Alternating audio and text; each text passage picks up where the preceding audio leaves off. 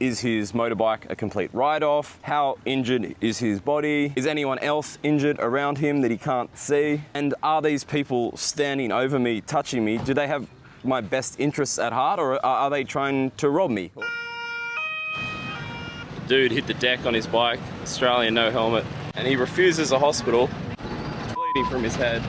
3 afternoons ago, I witnessed the aftermath of a road accident. His whole head is covered in scratches and blood. Helmets, for fuck's sake. Me as a bystander is having a fight or flight response based on what I've just seen.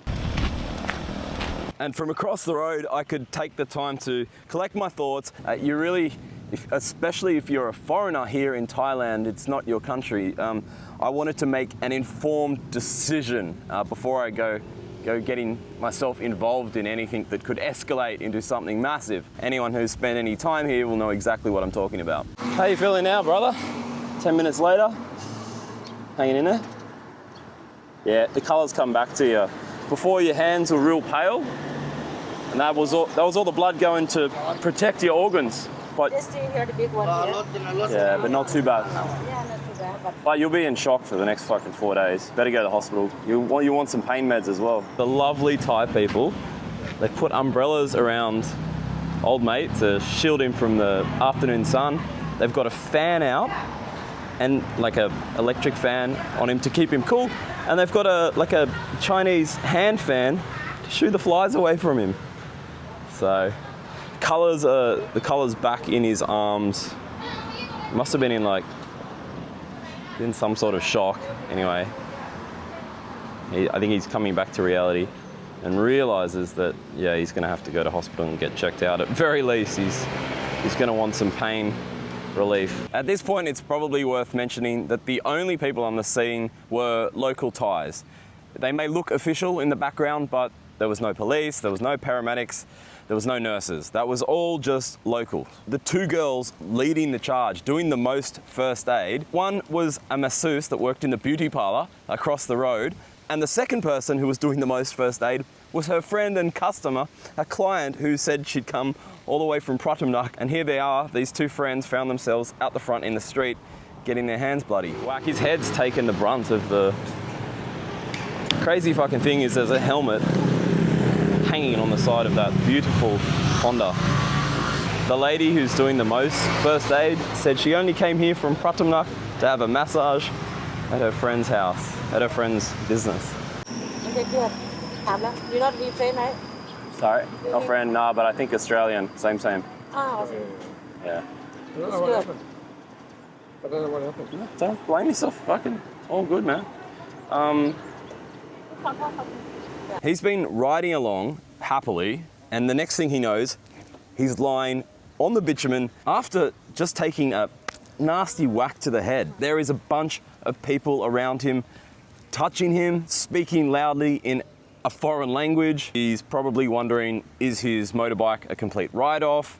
How injured is his body? Is anyone else injured around him that he can't see? And are these people standing over me, touching me, do they have my best interests at heart, or are they trying to rob me or scam me? And the patient at this point really doesn't know. You can move all your toes and fingers, sweet? Yeah. So you're gonna have a fucking nasty headache for a few days, unfortunately.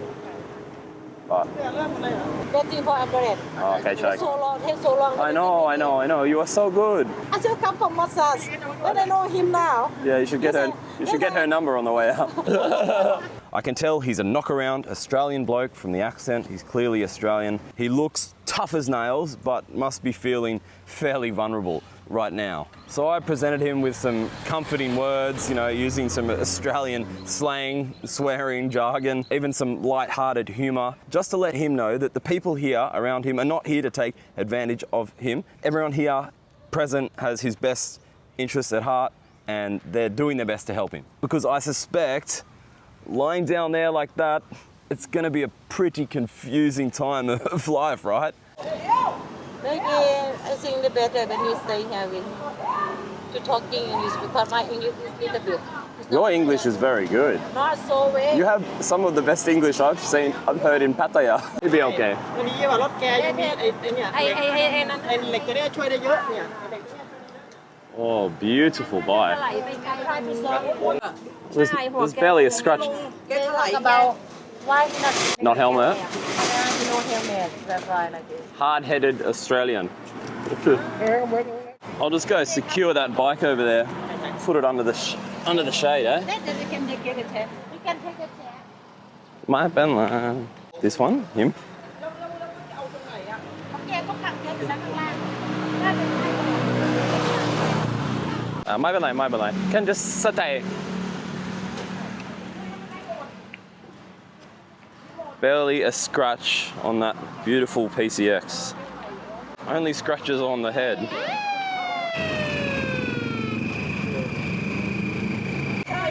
โรงพยาบาลไหนอยากได้ส่งที่จอมเทียน ใครคุยได้คุยกับผมหน่อย Can you ask him where hospital he want to go? It's nearly from here is Jomtien hospital. Yeah. Back up. The Ambos ask the Thai girls who ask me if the patient has a preference. So I simplify it for him and I just say, look mate, do you want the expensive one, aka Bangkok International, North Pattaya, private with all the trimmings and the best care, or do you want the cheapest one, aka jomtien local? Patient made his decision, I passed that on to the Ambos. There was no argument. Hey Will, they're gonna want to take you to hospital. Do you have any preference? You want the best expensive one or just the local one? Local one. Just jomtien, okay. Jomtien, my bad line. So what's happening just now is while the Ambos are doing their thing, the patient has called someone on his own cell phone and then he's passed it to me to provide them more information. Now, the person on the cell phone turns out to be, I won't say what relation, but a close relative who's super concerned, obviously.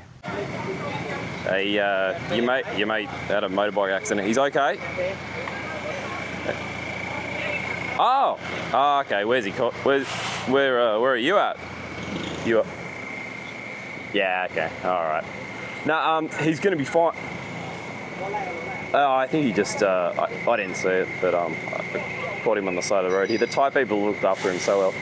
Paramedics are here, and they're going to whisk him off to the local hospital. He's got cuts and bruises fucking all over him, but yeah, he's talking, he's sweet. He's going to be fine. In all honesty, I don't know for sure that the bloke is going to be A-okay. Despite the amount of blood and lacerations from the outside, they all looked from the outside superficial.